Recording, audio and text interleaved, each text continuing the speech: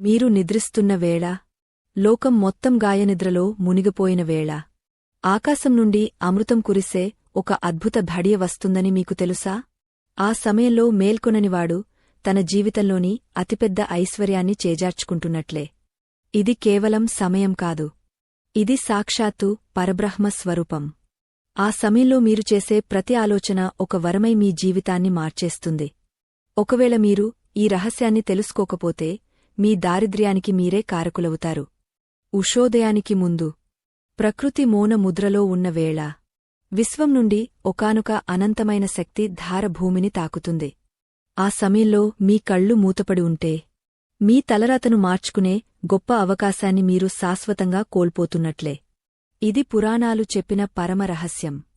ఎందరో మహర్షులు తమ తపస్సుతో సాధించిన అద్భుతనిధిని ఈనాడు మనం విస్మరిస్తున్నాము.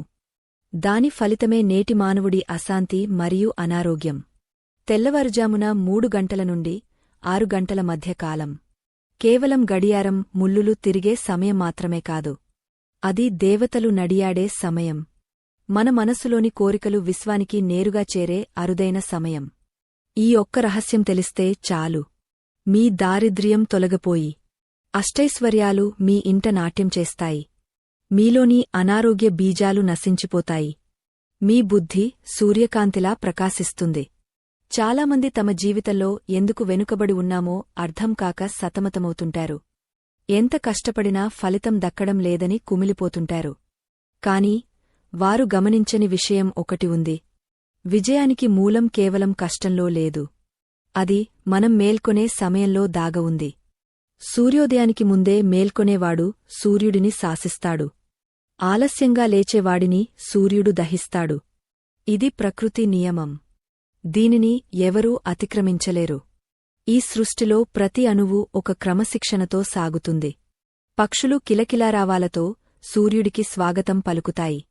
పూలు తమ పరిమళాలను వెదజల్లుతూ ప్రకృతిని అర్చిస్తాయి. కాని బుద్ధిజీవి అని చెప్పుకునే మనిషి మాత్రం ఆ అత్యంత శక్తివంతమైన బ్రహ్మ ముహూర్తాన్ని నిద్రలో గడిపేస్తున్నాడు. దీనివల్ల అతడు కేవలం ఆరోగ్యాన్నే కాదు, తనలోని దైవత్వాన్ని కూడా కోల్పోతున్నాడు. తన ఆత్మశక్తిని క్షీణింపజేసుకుంటున్నాడు. బ్రహ్మ ముహూర్తం అంటే సృష్టికర్త అయిన బ్రహ్మదేవుని సమయమని అర్థం. అంటే ఈ సమయంలో కొత్త సృష్టి జరుగుతుంది. కొత్త ఆలోచనలు పుడతాయి. సూర్యోదయానికి ముందు ఉండే 2 ముహూర్తాల కాలమే ఈ బ్రహ్మ ముహూర్తం. ఒక్కో ముహూర్తం 48 నిమిషాల కాలముంటుంది. అంటే